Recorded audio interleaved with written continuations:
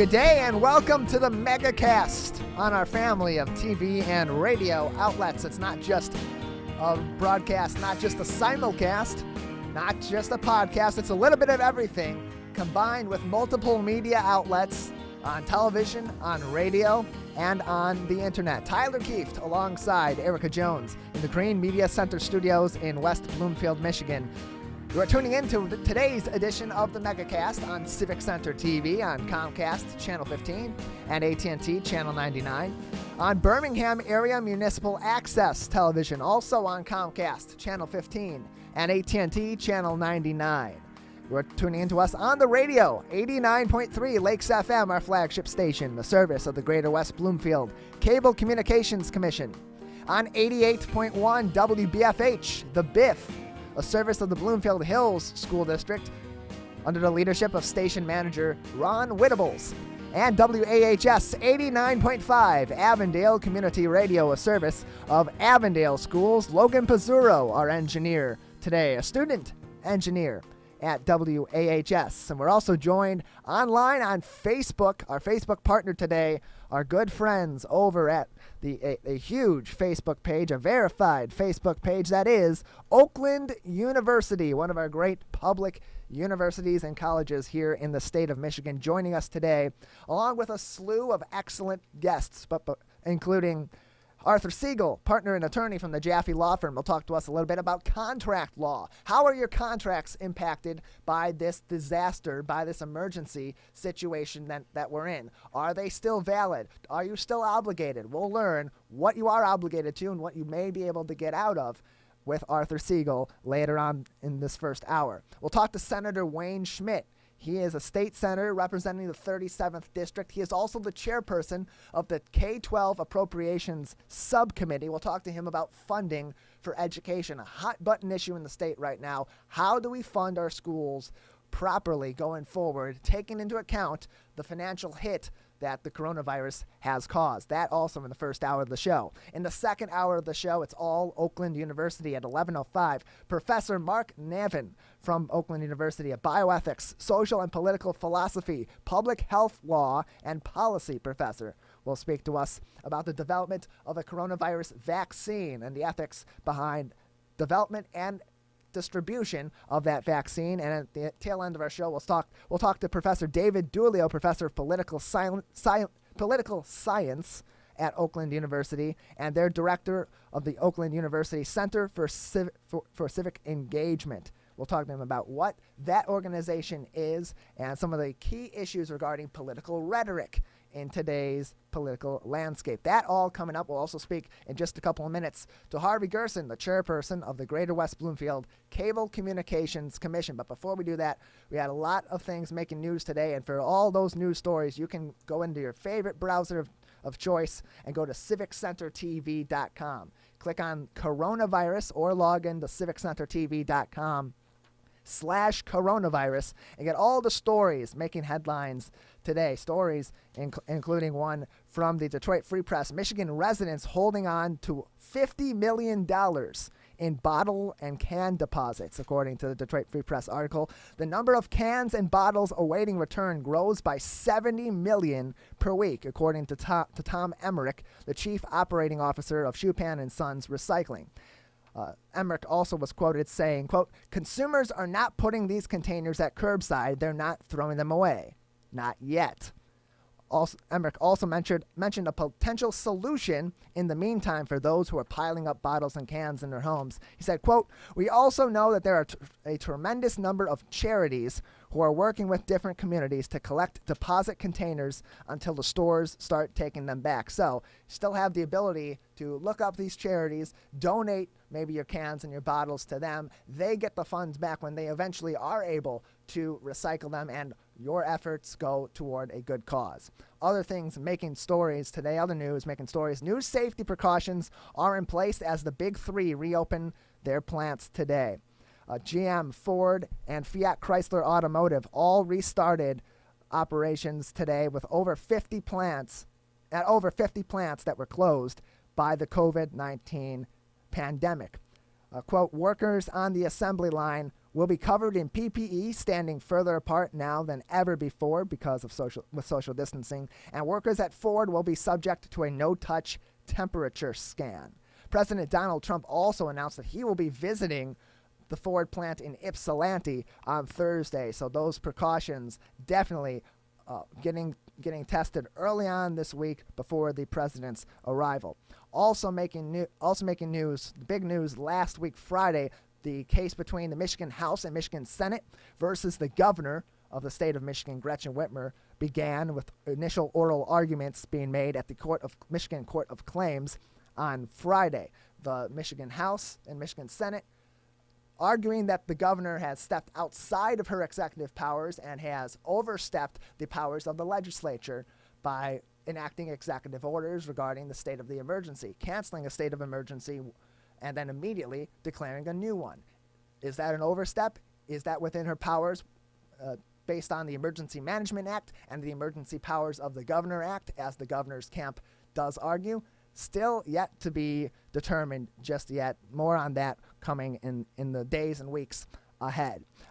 Finally, on our website, Western Michigan University plans fall campus return amid the coronavirus.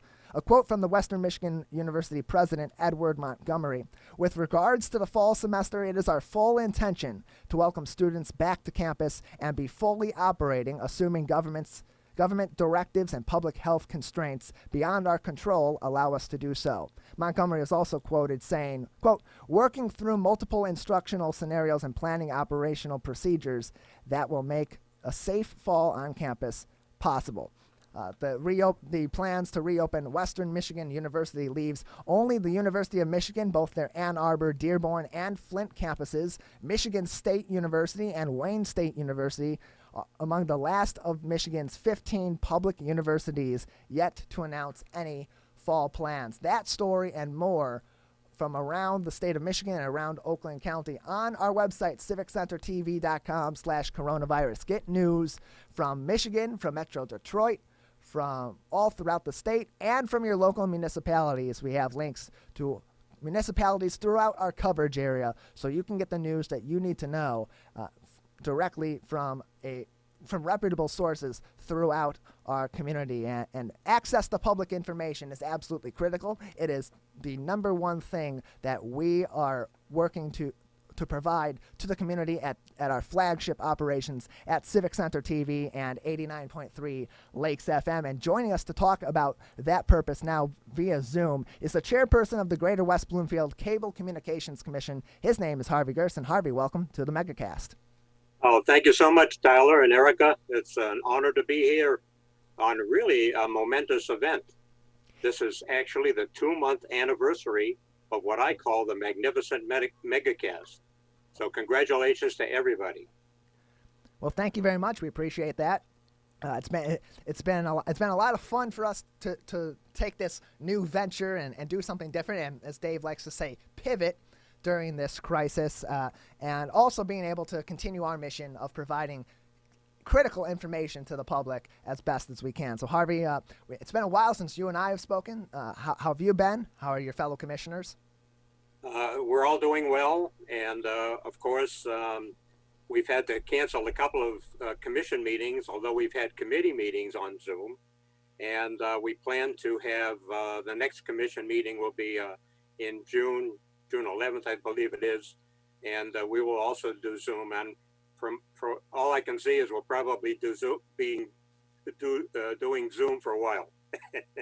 So as you mentioned, the commission hasn't had their full in-person meetings, or hasn't had full commission Zoom meetings, but have had committee meetings. Other than the committee meetings being via Zoom, how has the commission been able to maintain its role in the community throughout this crisis? Well, we're in contact with each other all the time. In fact, I think almost every day I have an opportunity to talk to our executive director, Dave Albury, and often talk to Dave Scott as well, general manager of Civic Center TV. So we're aware of what's going on, and we're working on projects. And believe me, they are going to be exciting things coming up. And as we led into this crisis, as we approached the potential of an epidemic or of a pandemic in a worst case scenario. We've been speaking at our operation at Civic Center TV and Lakes FM with experts in the community, Greg Flynn, Jennifer Tucker, Kurt Lawson from the West Bloomfield Police Department, and so on. And by the same token, the Cable Commission was also making plans, contingency plans and future plans for what may happen during an epidemic or a pandemic situation. Coming into the crisis, what was the Commission's goal, or what were the goals as it pertains to maintaining operations of the Commission during the pandemic?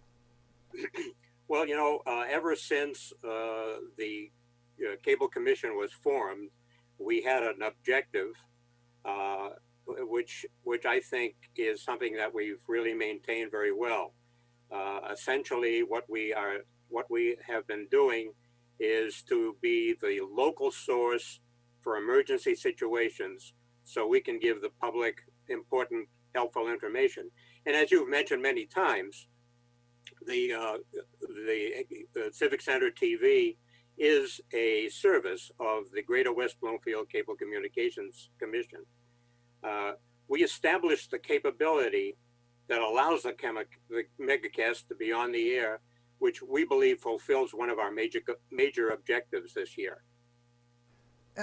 Elaborate a little bit on what that objective is, because I know from being in this operation, and our team knows from being involved in this operation, at least in a blanket form, what the Cable Commission's sole purpose or main purposes are. Can you elaborate for our audience what the Greater West Bloomfield Cable Communications Commission and other similar commissions and other municipalities do to serve the community? I'd be delighted. Is it okay if I give you a little bit of history? Absolutely. About the Cable Commission? That'd be my pleasure. We are 12 appointed representatives of 4 communities: Keego Harbor, Orchard Lake, Sylvan Lake, and West Bloomfield. The Cable Commission was actually formed in 1984, 36 years ago, by the 4 communities, and at that time was called the Cable Advisory Board. 30 years ago, we began operating Civic Center TV, which was cablecast on, and still is, on Channel 15, government channel, on Comcast, and Channel 99 on AT&T. 7 years ago, in 2013, we opened Green Media Center on Walnut Lake Road, where you are now, of course, in West Bloomfield, in partnership with the West Bloomfield School District. Now, originally, the building we were in was a school. I believe it was a grammar school. Now it's a fully equipped TV studio where the Splash program originates, and a radio studio, which is kind of a radio and television studio, where the Megacast is broadcast. 3 years ago, we began operating WBLD, Lakes FM, which makes us a multimedia commission. We're very proud of that. Here's what our major roles are. We are the local source of community services that are available nowhere else for our residents. And our mission is to help people, to keep people in all of our communities well-informed, safe, and healthy. In fact, that is our key objective. Another key objective is to be the one place that people turn to when they want to know what's happening in their local government. Now, government's very important because it sets all the rules and guidelines that we need to follow. And we cablecast live a lot of meetings, including city council meetings on the cities and the township board, as well as meetings of commissions and boards on a regular basis. Now, in addition, we cover local events like parades, celebrations, the food truck gathering, and a lot more. In fact, Civic Center TV has produced, would you believe, 179 episodes of The Splash so far, the weekly news magazine of which we are extremely proud. Another thing we do is if people have service problems with their Comcast or AT&T, we can help them. We have some contacts, and by contacting our executive director, Dave Albury, he has solved a lot of problems. And we have a website too. It's gwbcable.org, and anything you want to know about us, our members, our history, all the services we provide, please, and also we're always welcome to ideas that people might have at gwbcable.org. Okay, yeah, and all that information also on our website at civiccentertv.com. We have links to the Cable Commission website as well. So we've expanded. We expanded the Megacast out. It initially was just in the 4 communities that Civic Center TV and Lakes FM, our flagship stations, cover. When the idea came to the commission, because nothing that we really do here happens without the commission's blessing. When that idea came to the commission, what role did that maybe fill? How did that best help fill the commission's role for us to be expanding out the communities even beyond the 4 that we are chartered in this case to be covering? Well, as part of our objective to be there in case of emergency coverage, of which the coronavirus is definitely an emergency, we felt that we wanted to get the word out to as many people as we can. And we're so grateful to the people who have allowed us to be on their websites and to expand, and also to be on other radio stations. As a matter of fact, is it okay if I mention some of the major contributors and partners that we've been working with? Sure.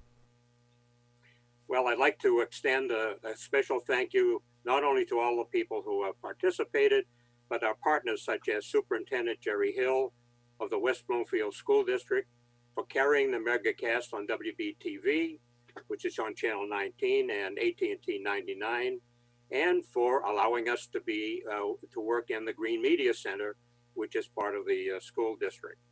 Also to Superintendent Pat Watson of the Bloomfield Hills School District for carrying the Megacast on their radio station, WBFH.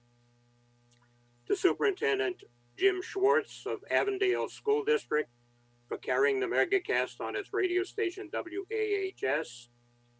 To Chairman Elaine McLean of the Birmingham Area Cable Board for carrying the Megacast on Birmingham Area Municipal Access, Channel 15 and 99 AT&T. Superintendent Ken Gutman of the Walled Lake Consolidated School District. Chief Greg Flynn of the West Bloomfield Fire Department. Chief Mike Patton and Deputy Chief Kurt Lawson, and they've been on several times over the last 2 months, of the West Bloomfield Police Department.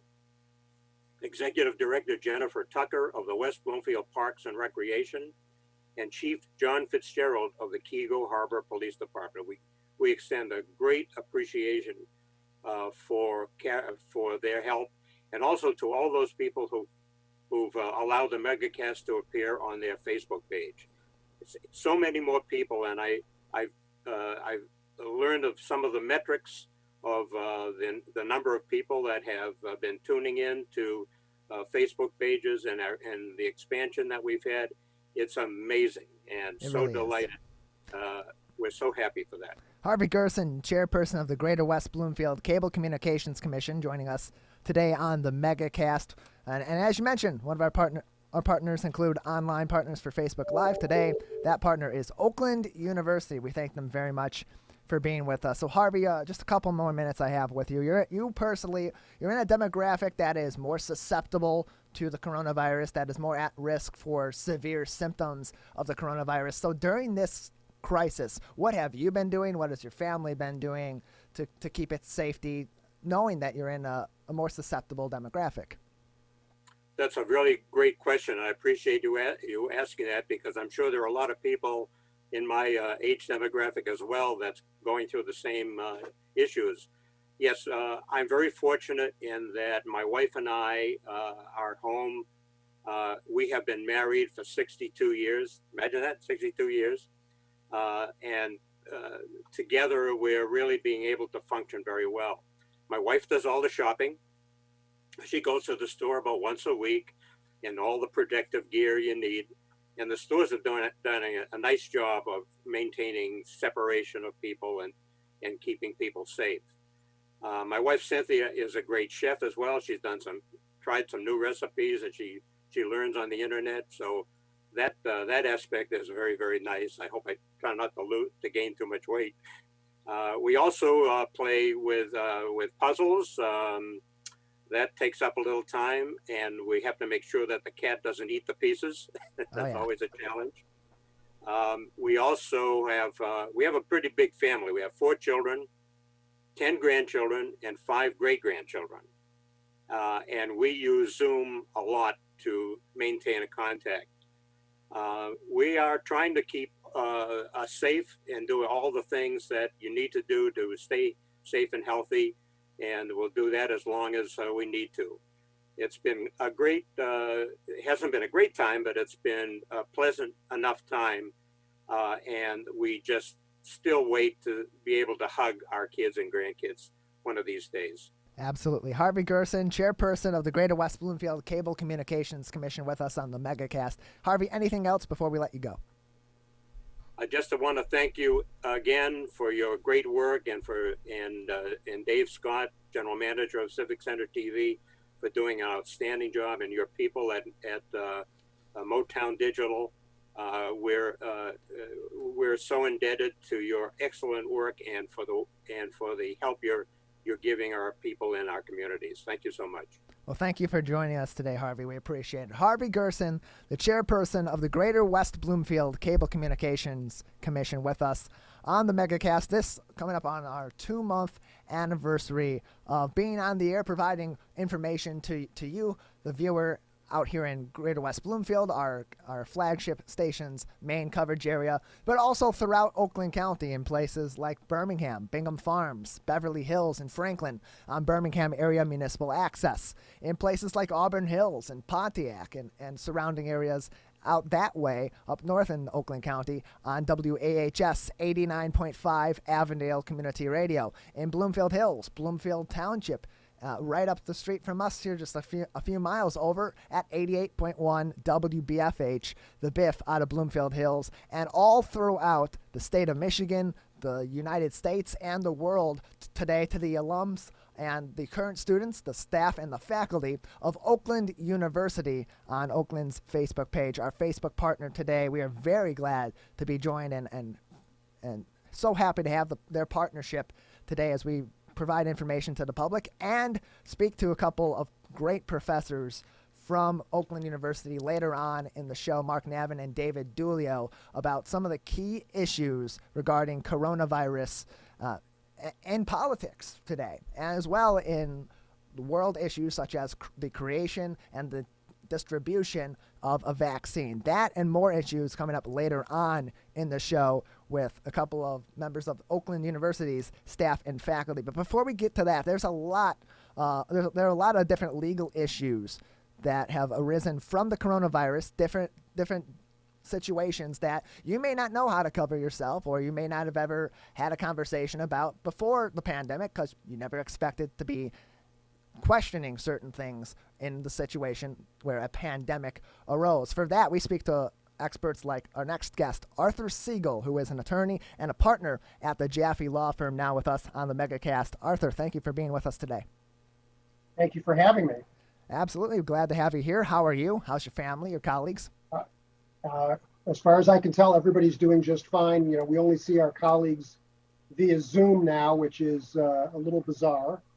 My family actually is all here, which is great. My eldest is a recent college graduate and had started a job, but we brought her back home, and she's been with us for going on, I think, 9 weeks now. So it's been interesting. It's been good. It definitely has been an interesting process. Communications changed. The way we live our daily lives has absolutely changed, and it's going to continue to change. The biggest story right now in the state of Michigan, however, is the lawsuit battle between the House and the Senate of the state of Michigan and the governor. You were recently quoted in Bridge, Michigan, that you believe Judge Stevens will issue a split decision in this case in the Court of Claims. Why do you believe, based on the proceedings on Friday and what we know so far, that there will be a split decision?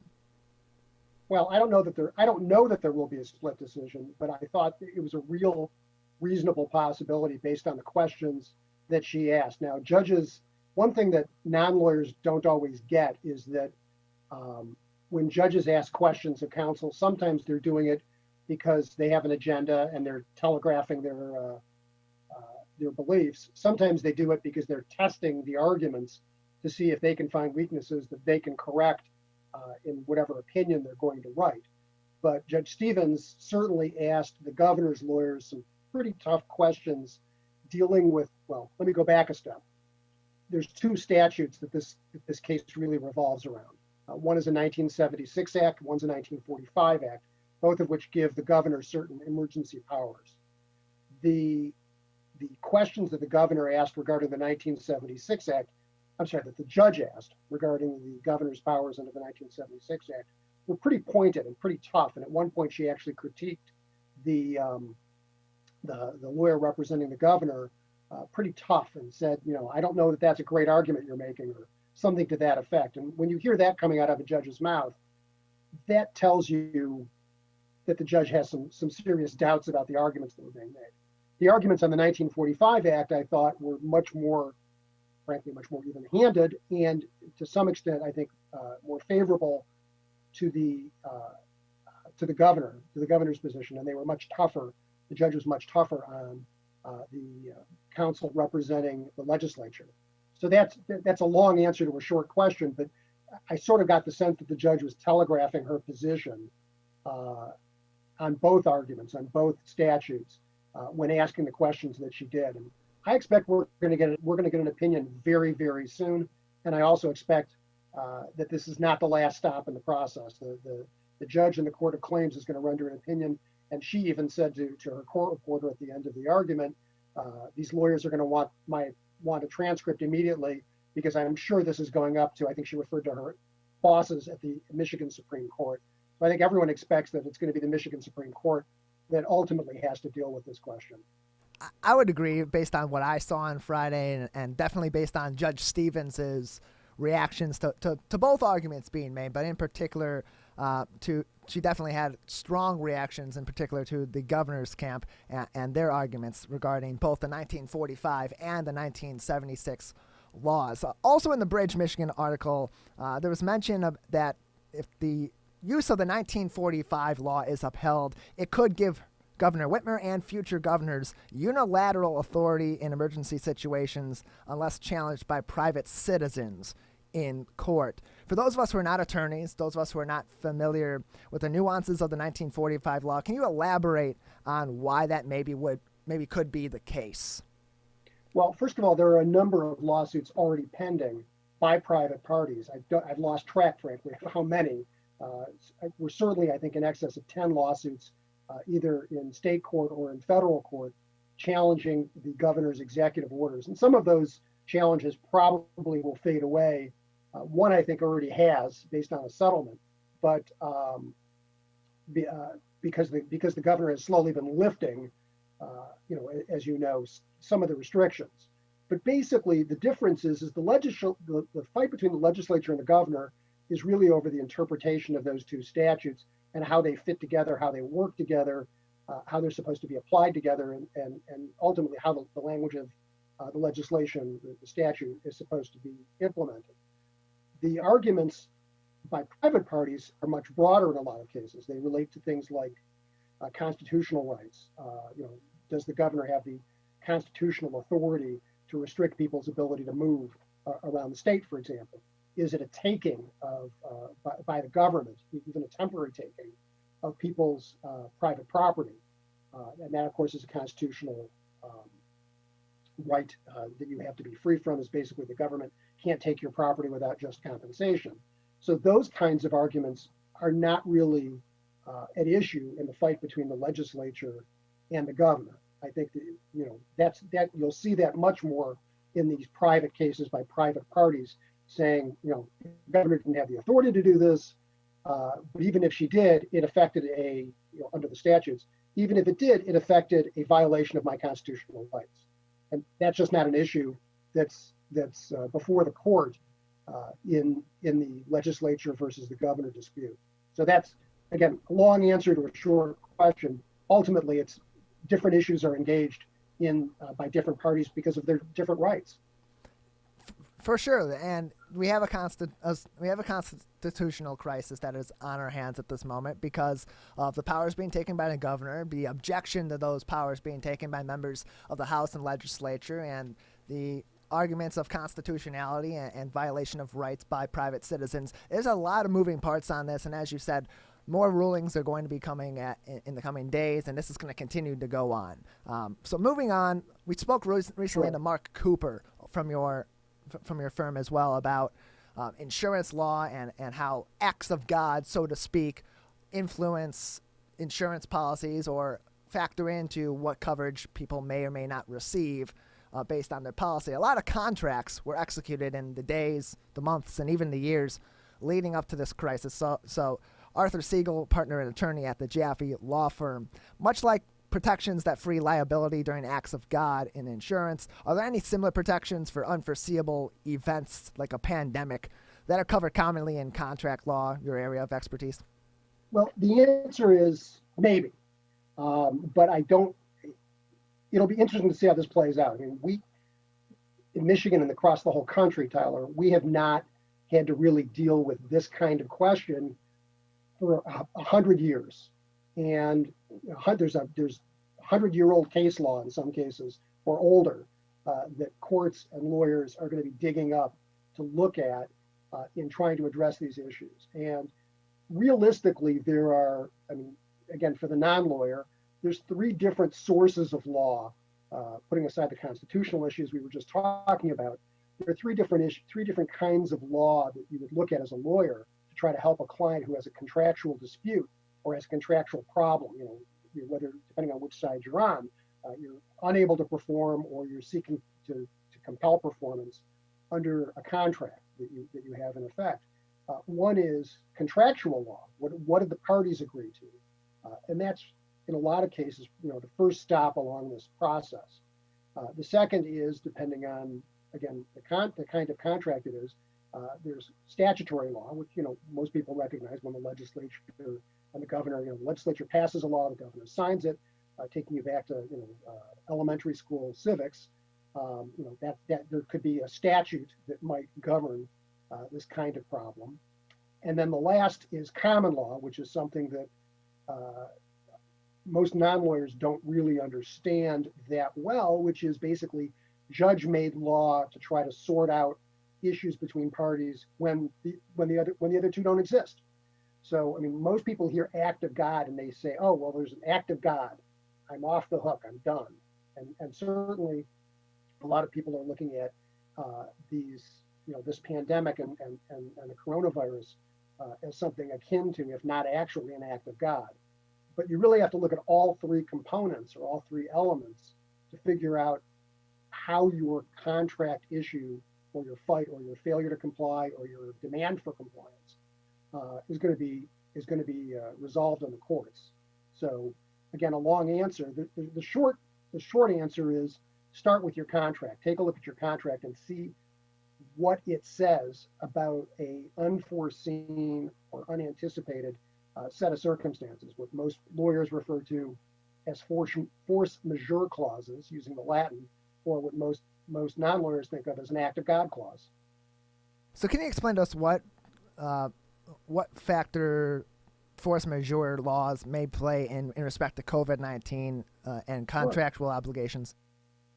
Sure. And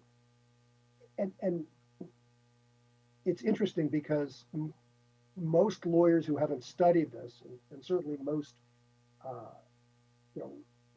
folks out in the world of commerce sort of figure, oh, there's an act of God, I'm off the hook, I'm done. I don't have to perform, or my performance is delayed.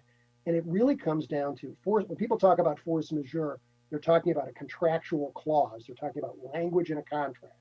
And so you really have to read the contract because every contract can be different. And it can differ from, if there's an act of God or a force majeure, that your performance is delayed until that force majeure condition goes away or is lifted. Or it could be that the contract is terminated, or it could be that some performance is required, but other performance is excused. And that's very common. We see that in a lot of leases where it may say that in an event of force majeure, that certain performance is excused, but in a lot of cases, the obligation to pay rent is not. So that's a good example of sort of a hybrid approach. But again, it's not a one size fits all. It's not a blanket rule. it literally is a contract by contract determination. So if somebody has an issue where they think they should be able to defer or delay performance under their contract, or they think they should be able to escape the contract entirely, or on the other side, they think that the person that they signed a contract with should absolutely positively have to perform, the first place you got to go is the actual language of the contract, to read what it says and see what it requires and see what it absolves you from. And there are some pretty common principles, but as I said before, no two contractual clauses are exactly the same. So there are various circumstances under which a force majeure clause may be in a contract or may not be in a contract. It may not apply to rent, but it could apply to certain leases. And so what you're saying is you should be looking at your policy for a car lease payment or for a property lease payment and see if you have a force majeure clause in there. If you don't have a force majeure clause in your contract, or under just the circumstances of an unforeseen event like this, Arthur Siegel, partner and attorney at the Jaffe Law Firm, with us on the Megacast, what are the circumstances under which force majeure can be utilized to free a party or parties from a contract? Well, again, Tyler, if there isn't contractual language, and a good creative lawyer might be able to find language that doesn't necessarily say act of God or force majeure in the contract, but a good lawyer might be able to find some creative interpretations of the language. But if there is no language, and that happens, there's no question about it.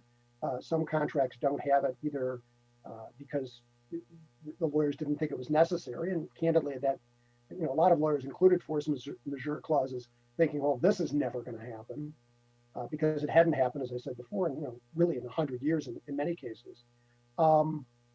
What you'll find is that, as I said before, you can look at statutory law, and there are some statutes in Michigan law and other states that will allow performance to be delayed or excused, usually dealing with the sale of goods in the event of a condition that is unforeseen and beyond the control of the parties.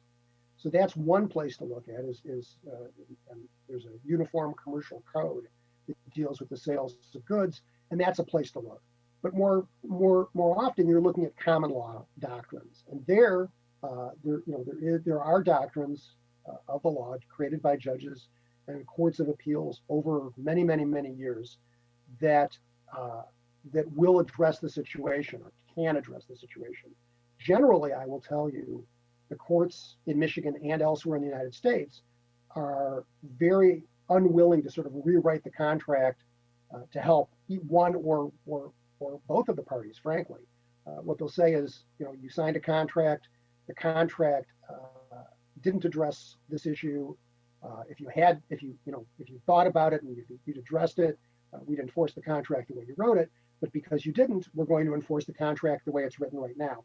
But they will say if something becomes impossible, and let's use a retailer as an example.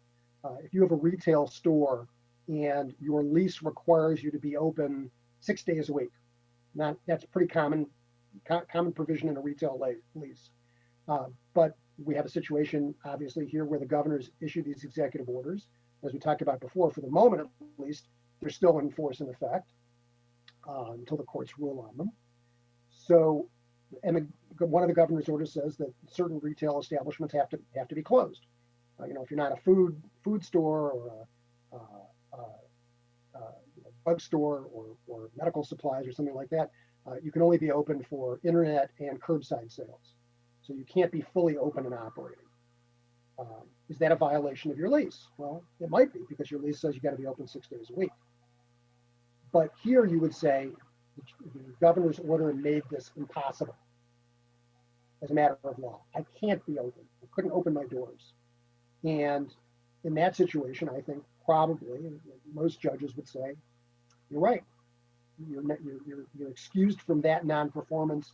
You don't have to open your doors.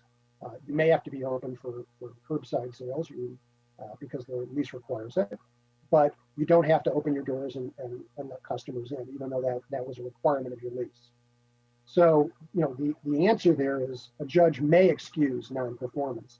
As I said before, if the lease was silent on the rent obligation, the rent has to be paid monthly, the judge may say, well, even though your business has dropped way, way, way, way off because people aren't allowed to go out and go shopping, you still have to pay your rent. And so it really comes down to sort of the intersection of what did the parties write and what does the judge view as actually, it doesn't have to be physically impossible. It could be what lawyers call impracticable, which means very, very hard to do. But it's got to be effectively impossible before a judge is going to say, yes, you're off the hook. There's another, does that answer your question, Tyler? Yeah, and on that note, if there is a situation where you have to take it to a judge and a judge has to determine if it's impracticable, as you had mentioned, for someone to make a payment on the rent on time or to stay open 6 days a week if it's in their lease agreement, other than maybe just good communication between the two parties of the contract and multiple parties of the contract that helps to alleviate some of those issues or come to some sort of a common solution, what actions can somebody take if they're in a situation where my business has been shut for several months, I'm behind on payments, I'm not going to be able to make full payments right away because I'm not bringing in any revenue? What other actions can they potentially take to protect themselves from defaulting on a contract? That is the key. You've asked the best question, and a question that just about every business person out there is asking either themselves or their business advisors or their lawyers or all of the above. And there's no easy answer to that. And a lot of it really comes down to trying to work, as you said, working together. If you can sit down with the other parties to a contract, again, landlord-tenant is one example, a service contract is another. But if you can sit down with those parties and try to hammer something out, to say, look, I'm shut down right now. I don't have the money to pay the rent. And the answer to that is, it can be, well, too bad, you got to pay the rent. Doesn't matter. You're required by law. Write me a check or I'll come out and evict you. Well, that's not a very solution-oriented approach. But there are people out there taking that approach. The flip side is that there are people out there saying, specifically, okay, well, let's agree that you'll make a minimum payment. We're not going to waive the rent. You're still going to have to make the rental payments. Maybe we can agree to extend your lease out for a period of time, as I was talking about before. Maybe everything will be sort of deferred until things get back to a little bit more normal. And right now, I think people are making those kinds of determinations really on a day by day, week by week, month by month determination. Landlords might be saying, well, I'll give you a month's forbearance. I'll cut you a break for a month. Let's revisit this in a month. I don't think anybody's making long-term deals right now because nobody really knows sort of how quickly we're going to get back, ramped back up, how ramped back up we're going to be, and what the economy is going to look like 6 months from now, let alone, a year from now. So I think, the easy answer, and it's not easy by any stretch of the imagination, is to try to work together to sort something out that will allow business people to continue to sort of march in place until things really reopen. It's a hard situation, and if landlords try to be, to bend a little bit, and tenants try to bend a little bit, or if suppliers and customers try to bend a little bit, they can probably get through this together. But certainly in a lot of instances, you're going to see more litigation. You're going to see people pulling out that contract and saying, you're obligated to do this for me. You didn't do it. You're in violation. I'm going to go to the courts to get you, to get my contract enforced and get my remedy. Now, whether or not people can deliver on the remedy or pay whatever is owed is going to be a very tough question. And you may be talking to lawyers about, how best to shield assets or how to husband assets to manage them appropriately. And frankly, 6 months from now, we could be seeing a wave of bankruptcies in small customers and small businesses that whose counterparties, whose landlords, whose customers, whose suppliers weren't willing to work with them. So that's a real concern. You mentioned the communication, of course, being key in all these situations, and if there's a way that you can talk out how to best fulfill the obligations of the contract without negatively impacting one side or the other side or other parties in the contract, you should absolutely do that. But you mentioned the relationship in one of those hypotheticals between a landlord and a tenant. Governor Whitmer recently signed an executive order continuing restrictions against evicting people from their rental properties during this disaster. How does that compare maybe to force majeure? How does it differ from it? And what happens to the renter's obligation to pay their rent and so on after the disaster? Well, taking your second question first, I haven't studied the executive order in terms of its impact on rental payments, but I suspect that it doesn't alter that. I suspect that while a landlord can't evict you, and let me just say, my understanding of the governor's orders is that applies to residential renters, not to commercial renters. So if you're a store, an office, a warehouse, and you're renting, I don't believe the governor's order prevents that eviction from occurring. I think there aren't that many people rushing to court, and the courts are moving much slower because of COVID-19 and because of the forced separation that we're all going through. But people still are filing lawsuits, no question about it, in commercial disputes. But I think the answer to your question is that the tenant still has to pay the rent. It was not a mandated forbearance. It was not a rental holiday or anything like that. The difference was that she didn't want people put out on the streets during a pandemic. So, people were allowed to stay, but that doesn't mean that they're not obligated to pay the rent. Whether or not they have the money is a different question. So that's your second question. As to the first question, I do think it comes down to the ability to communicate and to work together, because you're absolutely right. The governor's order doesn't apply to the commercial setting, but there's certainly plenty of commercial landlords out there who have their own mortgage payments and who have to deal with their own lenders. And so you've got this sort of cascading effect of, if the tenants don't pay, then how is the landlord going to make their payments? And then what's the lender going to do? And then you're looking at a situation, at least on a small scale and maybe on a large scale, not that dissimilar from what we saw in 2008 and 2009. So it's better to work together to try to pull through this, and hopefully it'll be a short-term decline in the economy rather than sort of a big negative spiral. Absolutely, and communication's going to be key, and being able to work out these issues outside of court, outside of any sort of litigation or lawsuit is going to be paramount for both sides of any of these contractual arguments. Arthur Siegel, partner and attorney from the Jaffe Law Firm, thank you very much for being with us today. Thank you, Tyler. Thanks so much. Have a good day. Stay safe. You as well. That is Arthur Siegel, partner and attorney from the Jaffe Law Firm, talking with us on the Megacast today on Civic Center TV, on Birmingham Area Municipal Access Television in West Bloomfield, Keagle Harbor, Sylvan Lake, Orchard Lake, Birmingham, Bingham Farms, Beverly Hills, and the village of Franklin.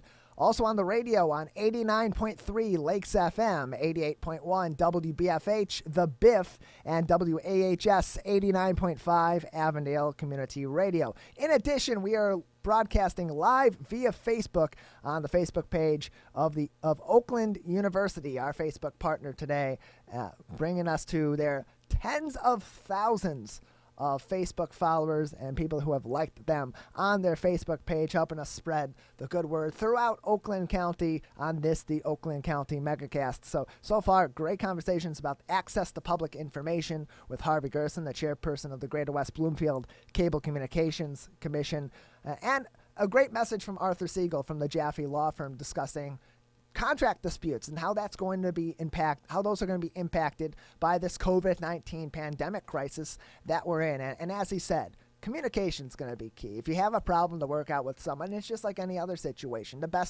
Sometimes the best practice in working out an issue is to communicate between the two parties, the three parties, however many parties there may be in an argument, and see if you can work something out. We're in uncharted waters right now, trying times, and there's a lot of leeway that can be given by both sides, by any side in any argument, in order to find some common ground, because we're all working through this differently, and we all need to be able to be working through this together. One of the common issues that we're working through and trying to find some compromise on and find the best solution for is how to continue to best fund our schools while we face the financial implications of the COVID-19 pandemic. And to talk with us about that is Senator Wayne Schmidt from the 37th District of the state of Michigan. He is also the chair of the K-12 Appropriations Subcommittee. Joining us now on the Megacast, Senator Schmidt, thank you for being with us. Tyler, good to be on 89.3 Lakes FM and talk about school funding. Yeah, we're glad to have you with you. How are you? Have you with us? How are you? How's your team? The team is good. They're socially distanced and working mostly from home, although I usually have one person go into the office per day. And I'll be heading down to Lansing later tonight. I am in Traverse City where I live and just doing lots of phone calls, Zoom interviews, and trying to keep it all together.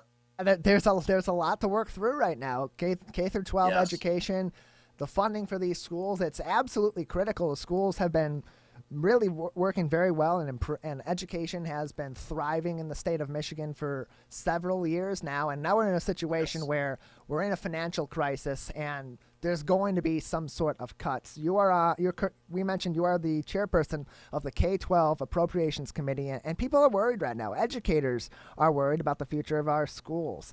The Consensus Revenue Estimating Conference estimated that $1.2 billion cut will be made to this school year's school aid fund and $1.1 billion to next year's fund. It's about an estimate from the Detroit News of approximately $600 per student. How is that determined? How is that allocated in this kind of a situation?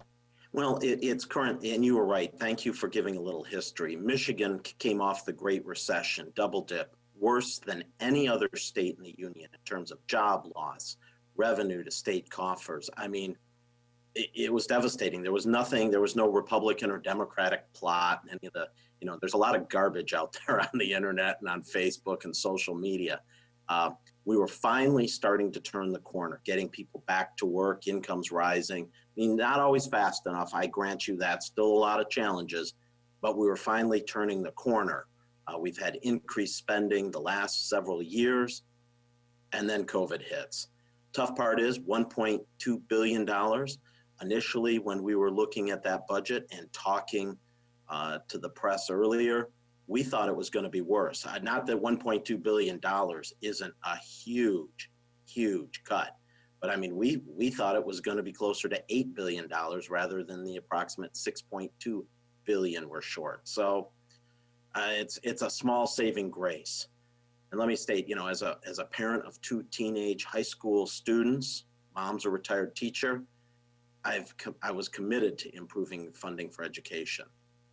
However, people aren't buying cars. They're not buying appliances. They're not going out to eat. They're not working as much.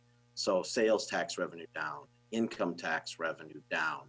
We've delayed collection of taxes till July 15th. All of these, along with this deadly virus, and I feel for the folks in Southeast Michigan and specifically Detroit, we up north, northern lower Michigan and the Upper Peninsula want to get back to work, want to get things going so that we can help our fellow Michiganders. But doing that, it's going to take some time. So the cuts that we have to make are done by statute. There is a reduction because it's the current year. We're short $1.2 billion. How we're going to do it, we're not completely sure. I am not making this decision in a vacuum. I talk with school administrators and their association, superintendents and their association, teachers and their teachers unions, parent groups, talking to all of them. The common message I've heard is, one, do as little damage to the per pupil foundation as possible. That's the greatest amount of money with the greatest amount of flexibility. 2 and 3, they're combined, and they're actually not a ranking, but rather the 4 main things. 2 and 3, special education, special needs students and those at risk, students at risk. And then the last is make sure that the physical and mental well-being of our students, so things like student health clinics, try to do as few cuts to those as possible. Those are the 4 main areas, and that's what we're looking at. We had the May Revenue Estimating Conference. I think before we do any final budgets and presentations in July, we're going to wait again to see how the numbers continue to shake out, if they get a little better. But one thing I can tell you is we're not banking on any federal aid. If it happens, I've been lobbying our congressional delegation, our federal legislators, but who knows what's going to happen in Washington, D.C. Who knows when it's going to happen and what strings will be attached. So we can't bank on that. So the tough part is this isn't a Republican or Democratic thing. This isn't the legislature or the governor. The fact is the revenue is not coming in. We cannot deficit spend. We have an obligation under state law and state constitution to have a balanced budget. And that's what we're going to do. Yeah, Senator Wayne Schmidt, thanks again for being here with us. Erica Jones, and I'm wondering, so you said that you were planning on a budget cut of closer to, what, $8 billion, which is, crazy. So that's the overall reduction. That was the guesstimate early on for entire state revenues. It is now closer to $6.2 billion, and of that, about $2.5 billion is K-12 related. So that's how much we have to cut over this current year and next year. So take us through some of that process that you go through with the appropriation K-12 appropriations subcommittee. Mm-hmm. How does your committee determine how funding is allocated? What needs to be cut where? How are those decisions made? What step of the process are you and your team currently in? We're currently in right now looking at the fiscal year 2019, 2020, the current budget year we're in, which will end October 1st, and then we kick into the new budget. We have to go through and just make cuts. One of the things we've done is, and my sons are active in robotics, but any of the unspent monies, now that total line item in that budget was approximately, I think about $5 million. Clearly not anywhere close to 1.2 billion, but we'll use that as a starting point. So any of the tournaments that did not happen, any of the expenses that weren't incurred by school districts, robotics groups, we're just taking that money back and trying to place it into next year or minimize, the cuts for the 2020, 2021 budget. So that's an example of what we've done. We're still going to make payments to the districts, but they will probably be less. We're looking at everything in education we felt in last year's budget was necessary from the standpoint of it offered benefits to students. Now we have to rank the benefits of each one. So that's what we're going through. And I wish I could tell you we have not gone through and made any specific cuts yet. That's going to happen in the next couple of weeks. But like I said, I've been getting input from a variety of groups. One area that they didn't get an increase in next year's budget, but I held them pretty consistent as to where they were in this year's budget were, for example, the school-based health clinics. Because we know that especially with this crisis for the mental health of our students, the physical well-being of our students, that if they're not feeling good, both mentally and physically, they're not going to learn. They're not going to be able to make up in late summer and then be able to start the school year in earnest if they're not feeling good physically and mentally. So as of now, no cuts have been officially made in any general area, but the schools should be ready, and parents and students should be ready to shoulder those cuts as they do come in, because they're coming one way or another. Without any official word just yet or any official decisions being made, what are some areas that may in the K-12 education funding that may see these cuts that you're currently discussing or that you believe will likely end up being some of the extracurricular type funding, as I said, robotics, some of those type of things. The per pupil foundation cut, you're probably looking between $600 and $700 a student. And that's, originally we were looking at worst case that it was going to be much higher. Again, any cut going backwards is not good. So you just can't help it, because that is the largest part of the budget is the foundation. And I wish I could say, I'll just eliminate this one line item and it'll be all set. It can't happen. And we do remember this is obligation under state law and the state constitution. myself and the Appropriations Overall Chairman, Senator Jim Stamas, were committed to closing the gap, the 2X funding gap. I know you're from downstate, and a number of the schools are funded higher than many of the Northern Michigan schools. We don't want to take away from that, but we were just trying to get all schools up to that level. That's going to have to be put on hold. The commitment was there by the legislature that as the economy improved, we were going to spend more money on education, whether it's in Southeast Michigan, West Michigan, up north, the UP, wherever.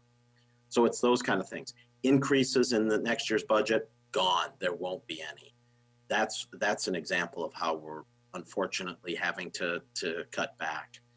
I don't have specifics right now other than school districts need to be ready to see a per pupil decrease. It's, again, we can't bank on the federal government. As I said, I've talked to our congressional leaders.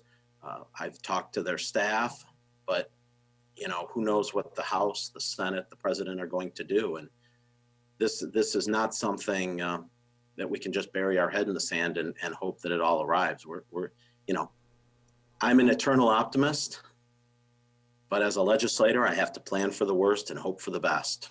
It's tough. It's a tough situation. You got a very tough road ahead, and a lot of really tough decisions that have to be made. Joining us right now, Senator Wayne Schmidt, State Senator from the 37th District. He's also the chair of the K-12 Appropriations Subcommittee. Joining us, we'll take a quick pause for station identification. You're listening to us on 89.3 WBLD, Orchard Lake, West Bloomfield, Kego Harbor, Sylvan Lake, 88.1 WBFH, Bloomfield Hills, 88.1 WBFH, The Biff, and 89.5 WAHS, Auburn Hills. That's WAHS 89.5, Avondale Community Radio, as well as Civic Center TV, Birmingham Area Municipal Access Television, and on the Facebook page of Oakland University.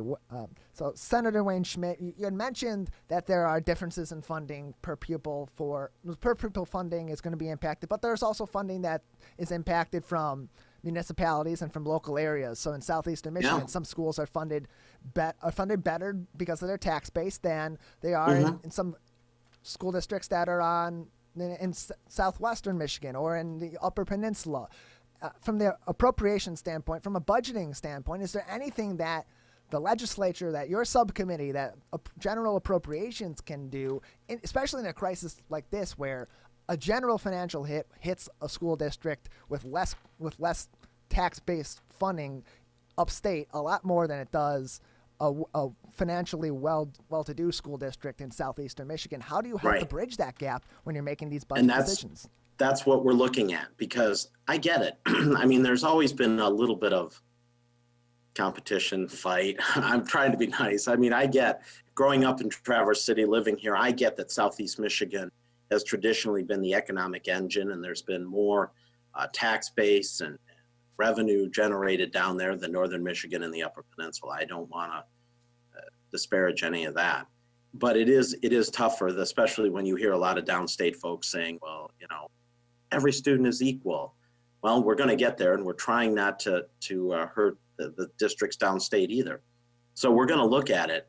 I don't want to say that there's going to be a 2X reverse in terms of cuts. That's, there are lots of things talked about. But as I said, we're really going to try to do as little damage, as few cuts as possible to that per pupil foundation grant, because that's the one that the schools, that the superintendents, the administrators, the principals, the teachers have much more say and flexibility in how they want to educate their students.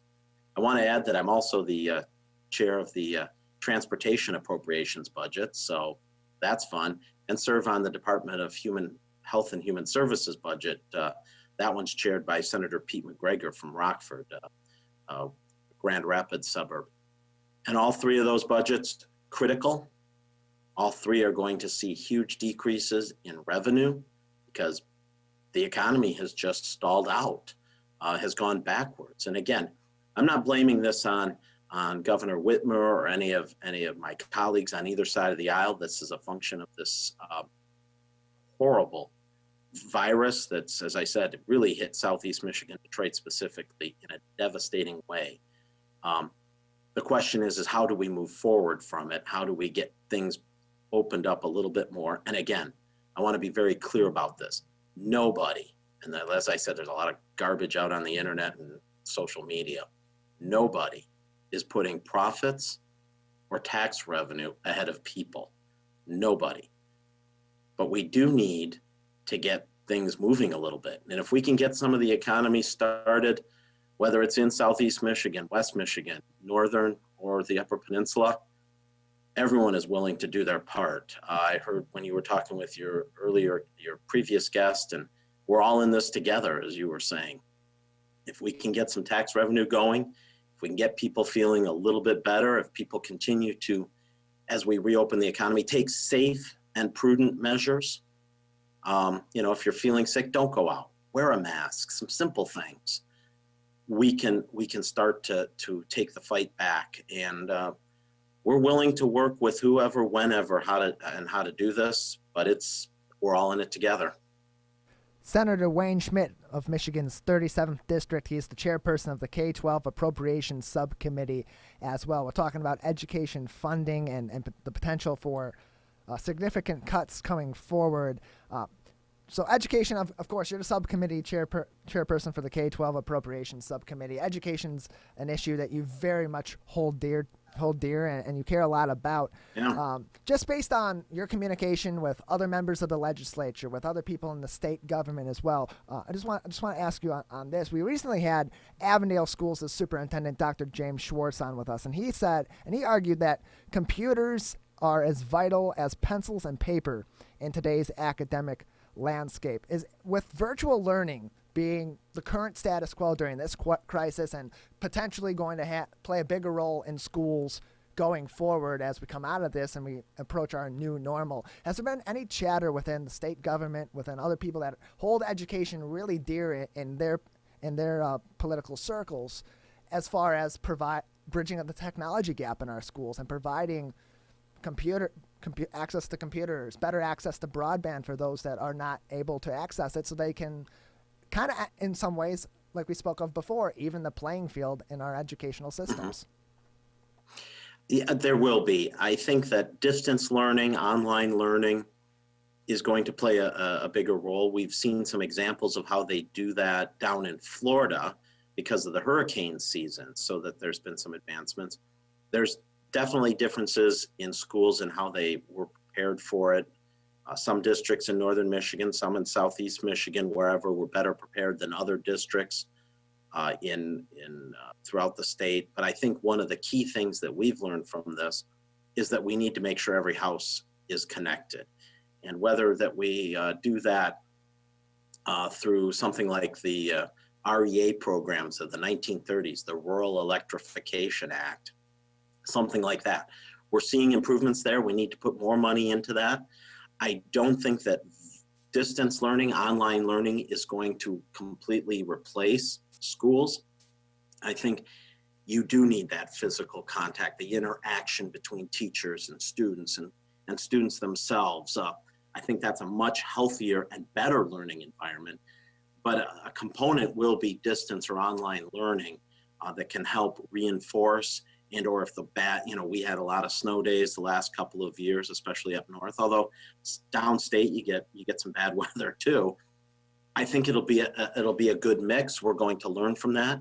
Hats off to all the teachers, administrators, support staff that have been doing everything from making sure it's little things. My one son, my freshman in high school, gets postcards. He's doing the online learning and communicating with teachers and such. They miss him. He misses school, his teachers, his friends. But it's little touches like they're still sending postcards out. All the dietitians, the food service workers, getting meals out every day and every couple of days, depending on where you're at, and helping students, maintain nutritional standards. Bus drivers who are working as hotspots, especially up north here, or getting for those students that don't have the online capability, making sure that they're getting their packets delivered. It's amazing. And I think we're seeing a lot of experimentation on what works, what doesn't work, so that maybe late this summer, when we look at how we're going to get students back into the classroom, how we're going to do some catch-up work, make sure that they're that, these last couple of months, these last 2 months and the summer we're going to see some loss of learning. But we'll get students back up to speed late summer and then hopefully get them into the classroom, and start firing on all 8 come this fall. And like you said, you're an eternal optimist, and so are we at this operation. And Good. It's taken a long time for even Ken Gutman from the Walled Lake School District said at this point in time they were just getting out from under the financial struggles of 2008. Yeah. And there's efforts being put in. Our economy was strong going in before this crisis, and hopefully will continue to be strong afterward. And if that's the case, with the focus that yourself and your colleagues in Lansing have on education and continuing to make our education system in Michigan thrive as it has been, we'll hopefully be back at the place we were at before this crisis very soon and be able to move forward.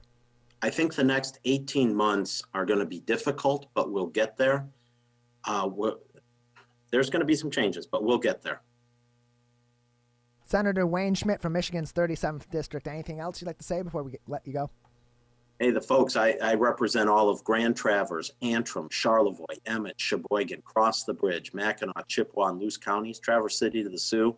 We're looking forward that people are coming up to their summer homes, their cottages, their camps.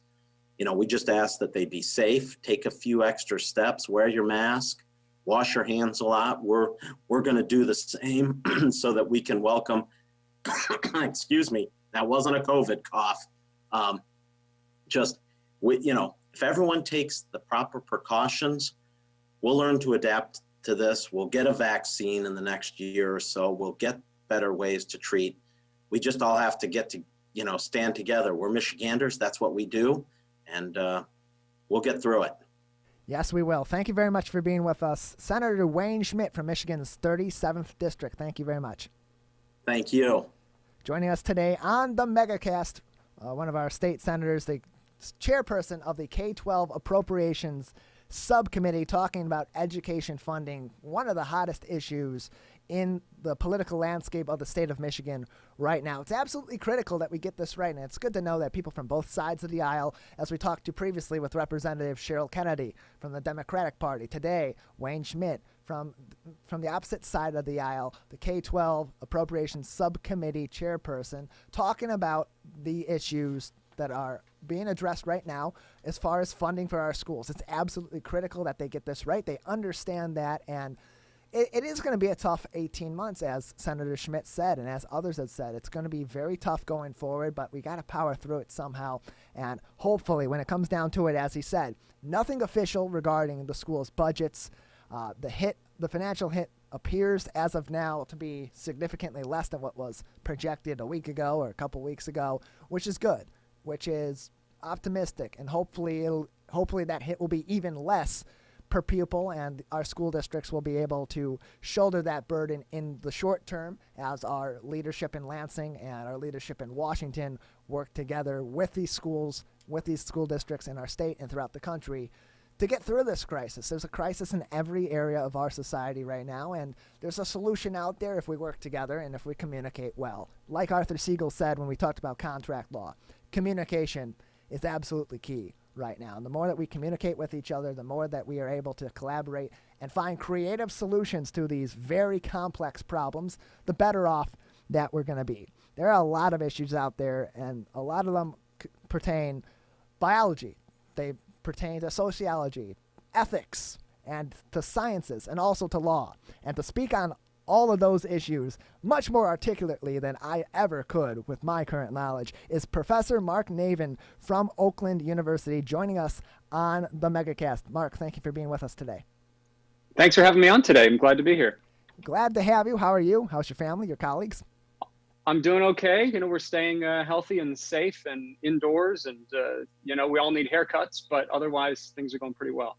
Yeah, we do need haircuts. Thank you for making that point. I'm looking at myself in my viewfinder here, and man, my hair is longer than it's been in the last 3-4 years. We do need it. But so I can't see you in this interview, so if there's a way to share your video, there that'd is. be great. We don't have video on our end to send over there, but you'll be able to see in the replays and on the Facebook Live page of Oakland University shortly after today's program. Before we get looking forward to it. Yeah, before we get too far into the nitty-gritty, from your knowledge regarding the vaccine and the production of the vaccine, can you explain the process of executing a successful and safe vaccine from your knowledge? So I'm not an immunologist. So I work in ethics in healthcare and ethics in public health. And so I'm happy to speak to some of the values involved in the production and widespread distribution of the COVID-19 vaccine.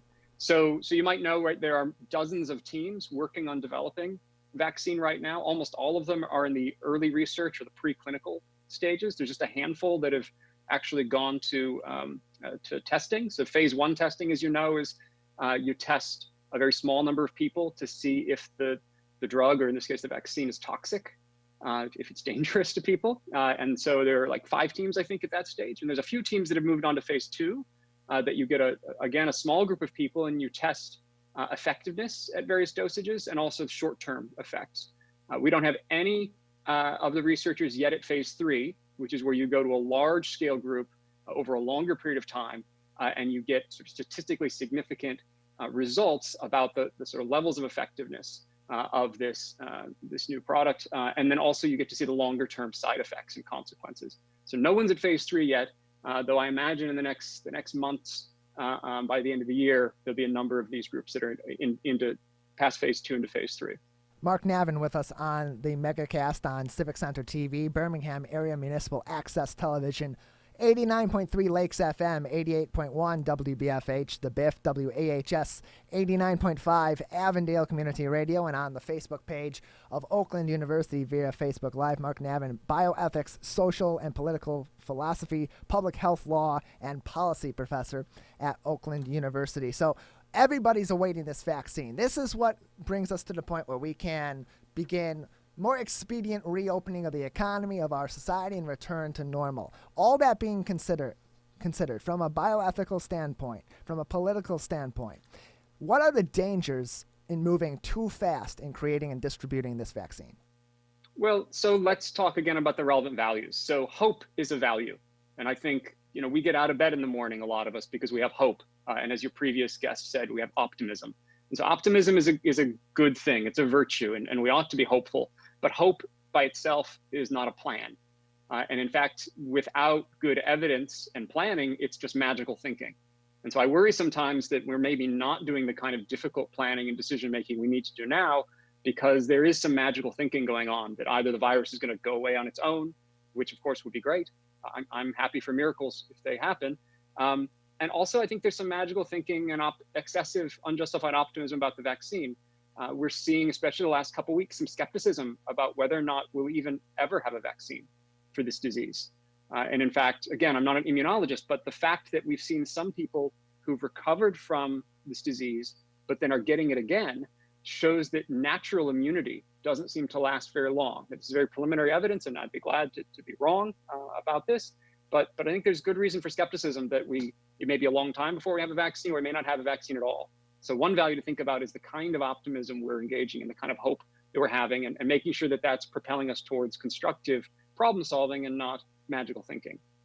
And there's a dilemma there. There's a dilemma in the process and the speed of developing a vaccine. There's a dilemma in the process of providing hope to the public in terms of speed. You go too fast, and it's an unsafe vaccine, and you don't foresee those problems coming up. You cause another public health crisis. You go too slowly, more people die. Same thing with the optimism angle as well. If you give too much optimism that the vaccine is the end-all be-all, once we have a vaccine, we're in the clear, and that's not the case, and the virus mutates, or it doesn't provide full immunity, or the vaccine doesn't provide full immunity, you're giving false hope that can, frankly, be dangerous. How do we find balance from an ethical standpoint in that? So one way to find balance, here's the more general point for maybe everything I'm about to say, or I'm going to say until you're done with me, which is there's no direct line from the science to the policy.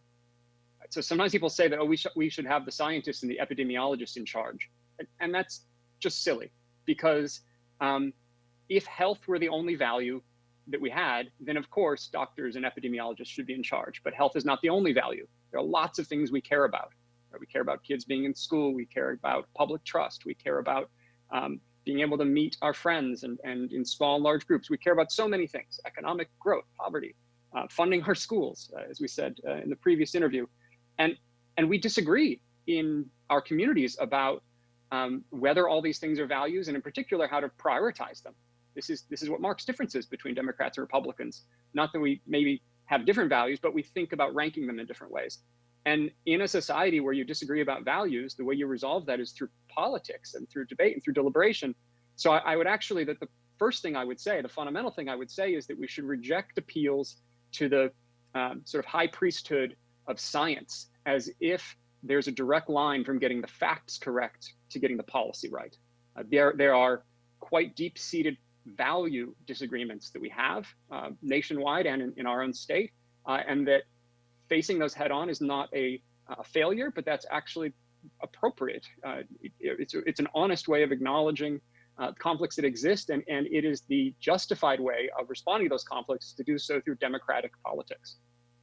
So politically, socially, ethically, as we're currently trying to bridge those gaps between one side's values and other side's values, the values of those maybe in the middle, how are we doing right now in terms of that? Are we going about that properly? Are we going about that in a way that's unproductive, maybe? Well, so one general point is that we can make better progress when the core values or the essential values are widely shared. And so one thing that worries me a great deal is that some of the values around public health and some of the sort of practices that we ought to care about when we're making rational plans towards a future that aren't relying on magical thinking about vaccines development, for example, some of these we're seeing increased political polarization, and not necessarily just polarization, but we're seeing increased association of some of these values and behaviors with political identities. Because what people really value, more than they value any sort of list of claims like liberty or equality or justice or solidarity, what they really care about is being like the people like them and protecting their tribe and their group.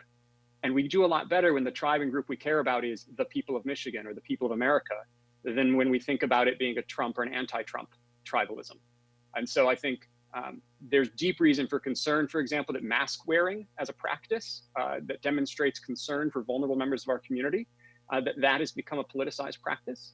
But on the flip side, I would say it's troubling to me the degree to which many people on the left have given unthinking affirmation to quite significant restrictions on their own liberty. That whether they're constitutional or not, I'm not in a position to determine that. Maybe the next guest, Professor Dulio, will speak to that.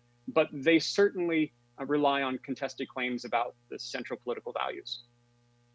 So bridging that gap between what we politically value and what we generally value in terms of tribalism, as you spoke, we want to protect our own, we want to protect our families, we want to protect our colleagues, we want to protect the state of Michigan before anything else, so to speak. What's the best way we can go about bridging those gaps? So I think, the right answer is to ask where you're speaking from. And so, look, if I could radically remake our nation's media landscape in some ways, I would, right? But that's not the question. So I had a good answer and I lost it. Can you rephrase the question for me? So we have this gap between how we politically align and our political values, right, and what our personal values are, what our tribalistic values are necessarily. We want to protect our own at home, and we want to protect those closest to us and close to that, and so on and so forth before we go broadly. What are the dangers in that? How do we bridge that gap? So let me speak to this in this way. So I think it's helpful to distinguish between problems that are problems of politics and problems that are problems of ethics. And so put this maybe another way. And the central problem of politics is keeping the people safe. And this is why most people are pretty happy to have a police force and to have a military.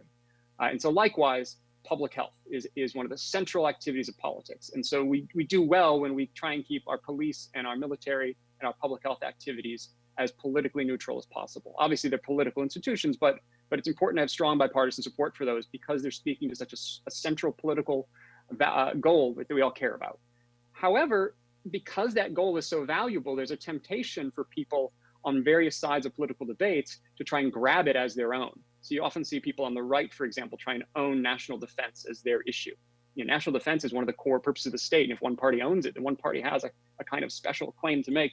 I think you see correspondingly on the left right now, people trying to own public health as an issue of the left. and doing so in ways that maybe push public health beyond its appropriate limits. So for example, I would say that the proper goal of public health is public safety, is preventing sort of breakdown in peaceful social cooperation that's made possible when we're generally healthy. The goal of public health is not to fix parents who make bad decisions for their kids, for example, right? So for example, when it comes to vaccine mandates, it's a related issue, but I think one that's centrally relevant to the current outbreak.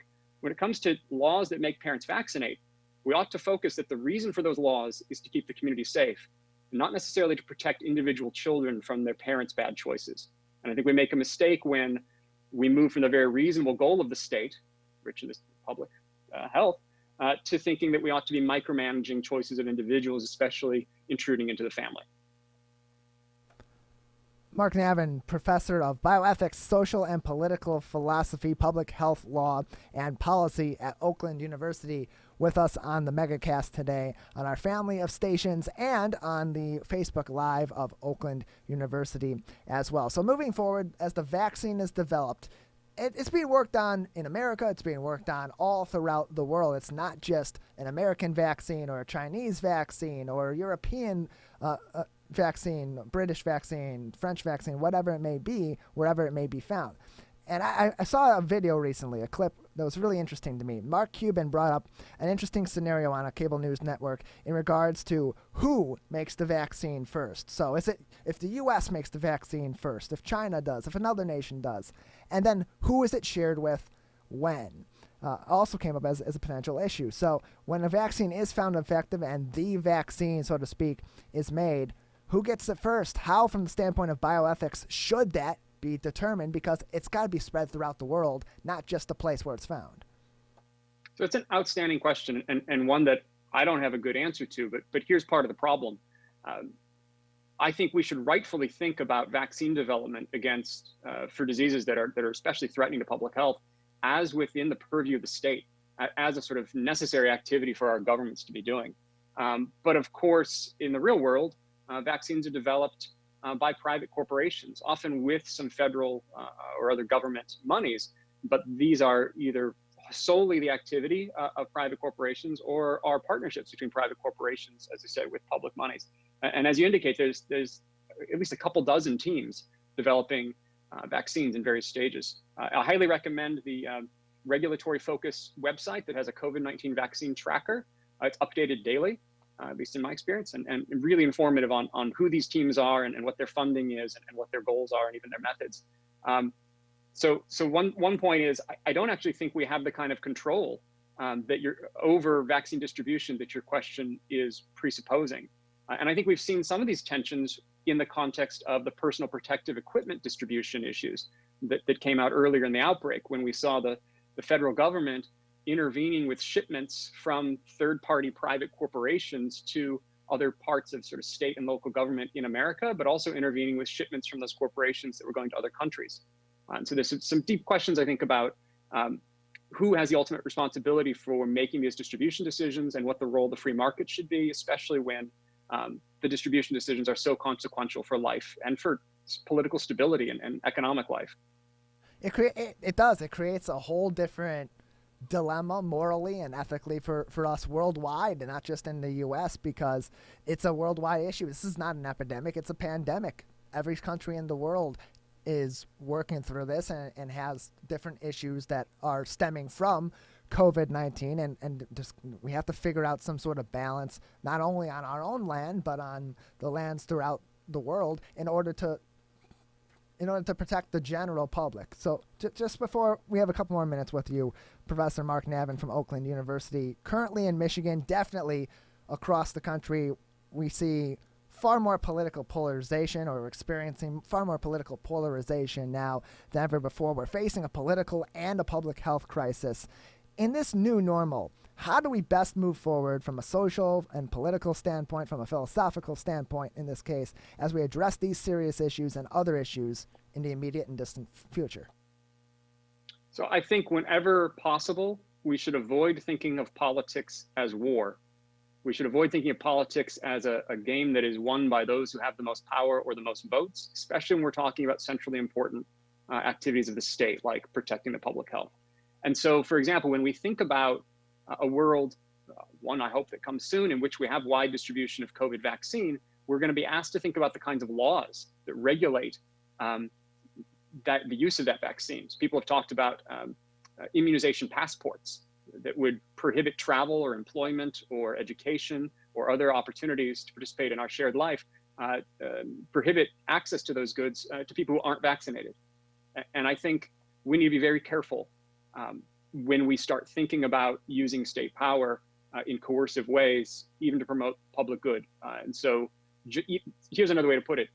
Even if ethically something is the right thing to do, even if you have the true ethical theory, that doesn't answer the political question, because the political question, politics is fundamentally about having to get peace and stability and trust. And frankly, peace and stability and trust is a pretty rare thing in the history of humanity. And we've got a bunch of it. It's not perfect. Things have gotten a little worse, but we still got something really good. And so the number one priority should be not to mess up what we've got, right? You want the people with camouflage and long guns outside the Michigan Capitol to be very few in number and to be fringe people. But when you start bringing the power of the state down more and more on people, even if from an ethical point of view, you're justified, you're going to politicize an issue, especially in a country that a lot of people think about liberty much more expansively than public health people tend to. You are going to do some very detrimental things to our politics in the name of public health, and we can avoid making those mistakes. Professor Mark Navin from Oakland University, just another moment with you before we got to let you go. Any words of advice on that note for the public, for our leadership as we continue through this process and address these issues, and even beyond this crisis when life goes on and we still have other issues to face in the future? Well, I think it's always a good idea to assume that your opponents in politics are people of goodwill, and it's always a bad idea to tar all of your opponents or people you disagree with the image of the ideological fringe. So I know a number of people who think that maybe Governor Whitmer in Michigan went a little too far or has gone a little too long in some of the stay-at-home orders. Those people are not the crazies with camouflage and guns outside the State House. And likewise, I know people that have been sort of critical of some of the public health establishment, but that doesn't make the public health establishment into Nazis. There are people, the core of this country and of this community, and you see this in polls, 70, 80% of people in Michigan supportive of social distancing and of some reasonable measures for protecting our community. We are reasonable people of goodwill. We have some different beliefs, we have some different values. And if we can focus on that being a core of reasonable people that can deliberate together, and we can avoid demonizing each other, we can avoid further polarization, and we can actually commit ourselves to the common good that we all recognize. Well, thank you very much for being with us today. Professor Mark Navin, Professor of Bioethics, Social and Political Philosophy, Public Health Law, and Policy at Oakland University. Thank you for joining us on the Megacast. Happy to join you. Take care. You as well. The Megacast continues. We have another guest coming up from Oakland University. He'll be with us in just a moment. Professor Dave Dulio. We'll talk more about the political end of what's going on in the state of Michigan right now as we continue to battle the COVID-19 crisis, a constitutional crisis in Lansing, and continued, as we spoke with Professor Mark Navin just moments ago, political polarization throughout the state and throughout the country. How do we work through that? What are the issues of political rhetoric as they apply to our current landscape today during this crisis and even beyond that? We'll get that and more after this very short break. We'll return with Professor David Dulio from Oakland University on the Oakland County Megacast in just a moment. Hi, I'm Oakland County Executive Dave Coulter. Our top priority remains slowing the spread of COVID-19 in our communities. Please stay home, and when you must go out to an essential business, take precautions like social distancing and washing your hands when you come home. Because of the pandemic, we are behind in our response rate in Michigan. While you are home, please take a few minutes to fill out the census. It is more important than ever that we receive money back from our federal government. The census is Oakland Together.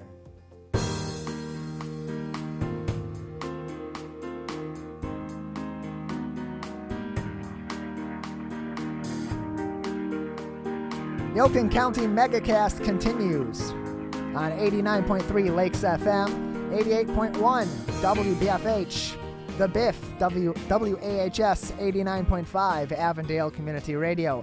Our family of stations on the radio and on TV, Civic Center TV in West Bloomfield, Siegel Harbor, Orchard Lake, Sylvan Lake, and Birmingham Area Municipal Access Television in Birmingham, Bingham Farms, Beverly Hills, and the Village of Franklin. We're also on the Facebook page of Oakland University via Facebook Live. Tens of thousands of their followers joining us today on the Megacast as we continue to provide local news and information about Oakland County in this fight against the coronavirus COVID-19 pandemic. And there's a lot of political polarization, as we spoke with Mark Navin about, and as we've discussed previously on the show with various guests right now, and a lot of political rhetoric that's being thrown around from both aisles, from both parties, at one another and at this issue.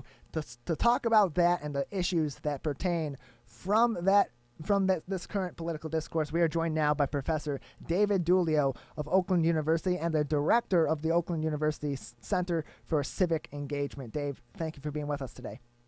Hey, it's my pleasure. Thanks for having me. So how are you? How's your team? How's your family? Oh, we're all good. Living the quarantine dream.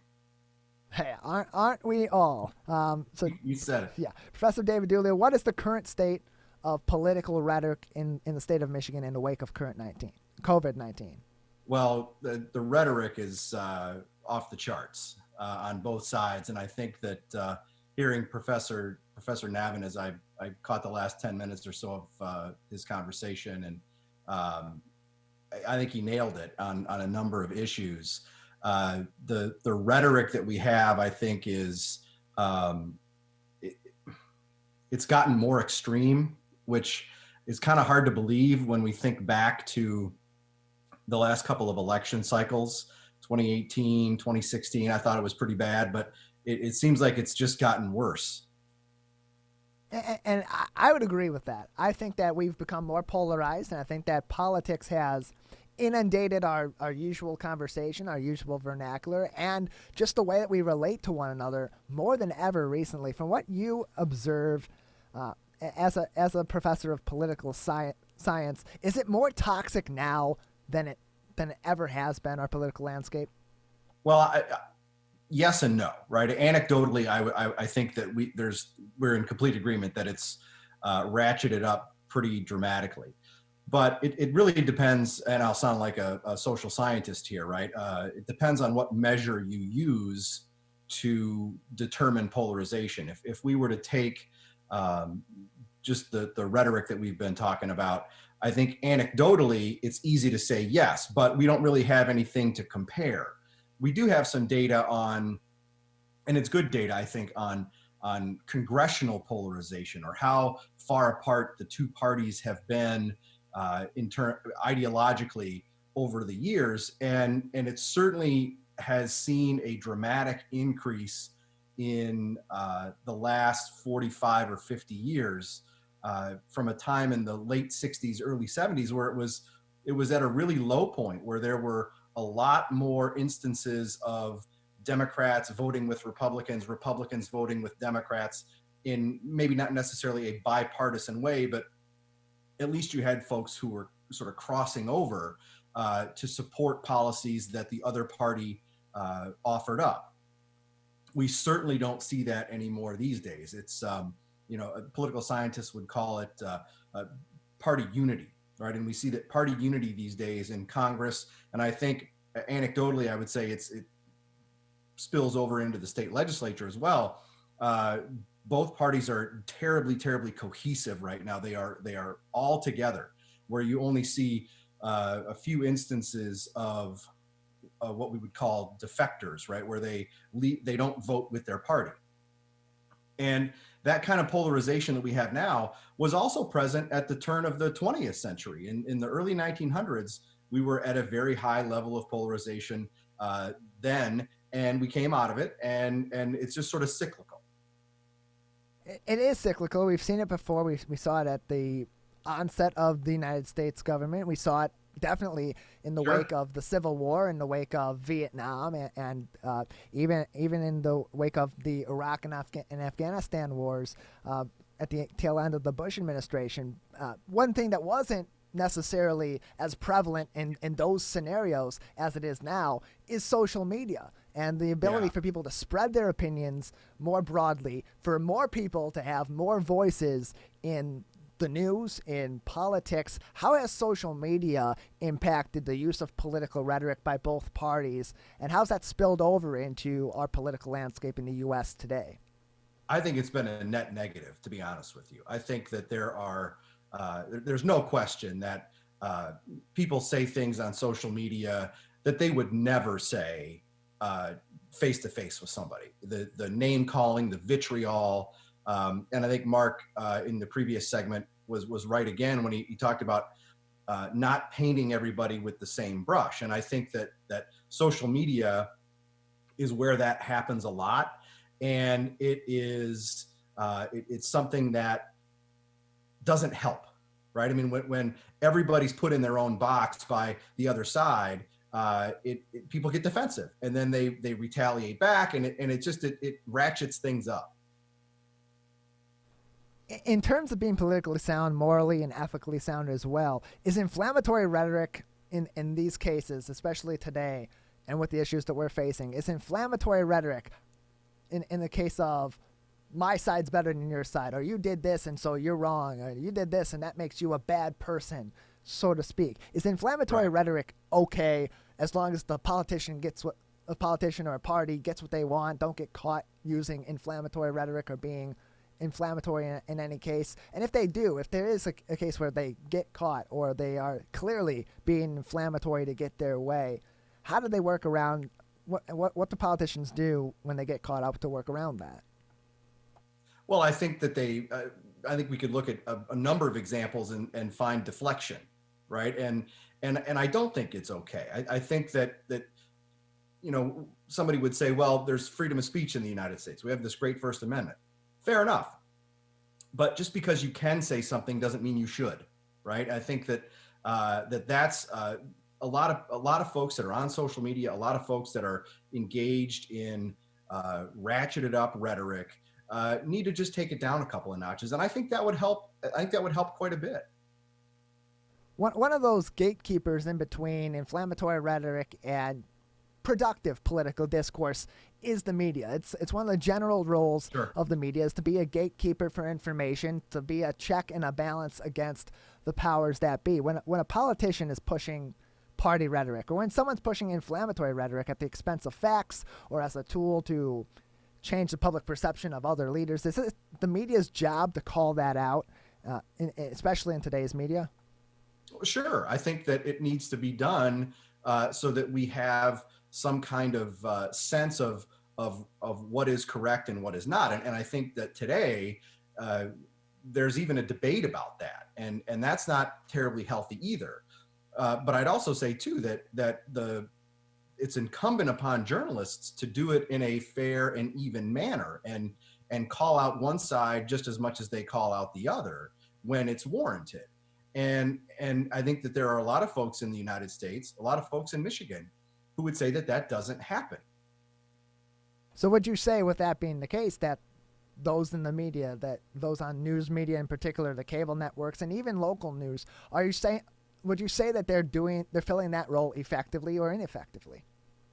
I think that depends who you ask, and I think that depends on the issue that we're talking about. I think that, like anything, it's not a yes or a no answer. I think that there's a spectrum, and I think we could find positives and we could find negatives in everybody's behavior and the job that they have done over the last several months and even the last several years. And maybe this plays a role in the issues on that note, is that there are these cable networks that are very much leaning one way or another. Sure. MSNBC very much leans to the left. Fox News very much leans to the right. CNN kind of wavers in between, but has generally, as of late, been a little more left-leaning. With there being so much political media today, how can a general viewer or a listener, or someone consuming all this media, navigate the political rhetoric and get a better view, so to speak, or the full picture of the political landscape?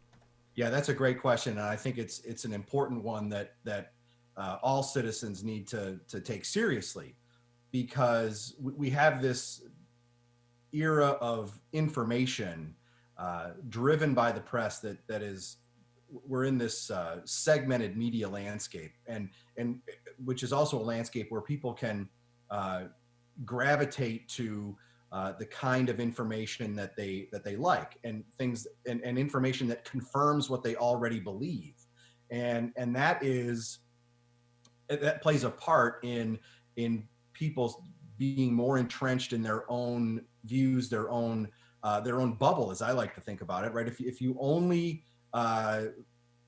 read the New York Times, watch CNN and MSNBC, that's not a full picture, right? There, for the reasons you mentioned. If you only watch Fox News and read the Wall Street Journal, you're not getting the full picture. I think what we all need to do when we consume information is read a lot of sources and find sources that and challenge ourselves, challenge our desire to confirm our own biases and confirm our own beliefs, and read, if you're a conservative, read something from The Nation and see what the left is saying. If you're somebody on the left, read the National Review. And again, as Professor Navin was talking about, the folks that write at those outlets, they're not evil people. They just have a different perspective, and that's okay. It's not wrong. You may disagree with it, but somebody that writes one thing or another that you don't disagree with, they're not the devil. They just have a different perspective. And I think that it would benefit all of us to do a better job of exposing ourselves to different opinions, different ideas that really challenge what we already hold to be true. Professor David Dulio, professor of political science at Oakland University and their director of Oakland University's Center for Civic Engagement, with us on the Megacast. In terms of the polarization and in terms of the tension that we have in Lansing right now and in Washington, with our current state of affairs, the way we communicate, the way that we consume news, do you ever see that polarization fading away or going back to some sort of common middle ground as we've had in the past? And how do we maybe get there with the constraints of today's society? Well, I think as we talked about before, there's cycles, right? And if we let the data that we have from history inform us, I'd be confident to say that there's a cycle of a downward point of polarization on its way. When that happens, I have no idea. How long the current state will last, your guess is as good as mine. But I think that it's coming. And I forgot the second part of your question. You covered. How do we get to it? Right. So, right. I think it takes. If we're talking about the legislature or the governor's office, not the folks that are in those seats, but if we're talking about the generic legislatures, generic governors, members of Congress who are on different sides, it takes political will, right? It's very easy to engage in a political strategy that is driven by one's base, because there are opportunities to win control of government, win seats in the legislature, win a governor's office, a mayor's seat, whatever it might be, with just your base. There are ways to do that, and there are places in Michigan and across the country where that is more possible today than in the past. So I think it takes a lot of political courage to move beyond just your base and trying to just appeal to your base. And reach out to those who are on the other side in a genuine manner, and be able to say to your base, hey, look, just because I'm talking to these folks, just because I'm working with somebody from a different district who has different views than I do, lay off me for that. It's okay to engage in a bipartisan consensus building strategy.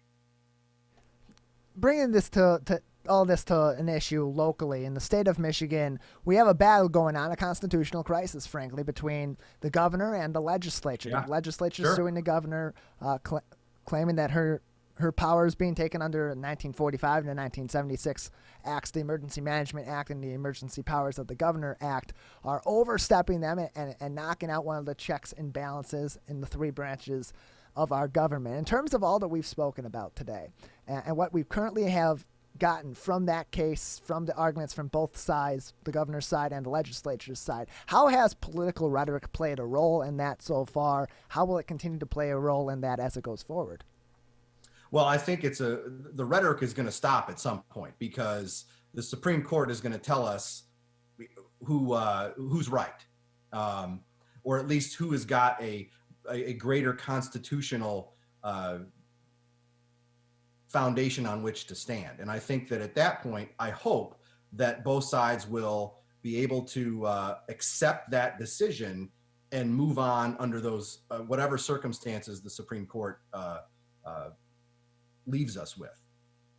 Yeah, and a good test case is going to be what happens in Wisconsin, right? I mean, a similar process played out where the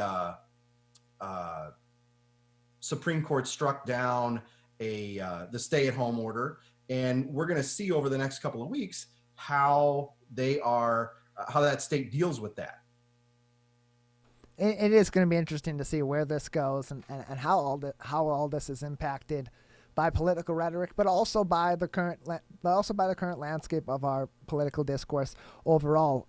Regardless, this constitutional crisis will be resolved likely by the state Supreme Court. Even Judge Stevens, who oversaw the Court of Claims case, had said that she expects her big bosses, so to speak, referring to the Supreme Court, to oversee that. So, David Dulio, professor of political science at Oakland University. You're also the director of the Oakland University Center for Civic Engagement. We got just a couple more minutes here, just a few more minutes. Can you go ahead and explain what the Oakland University Center for Civic Engagement is and what role it plays in the community?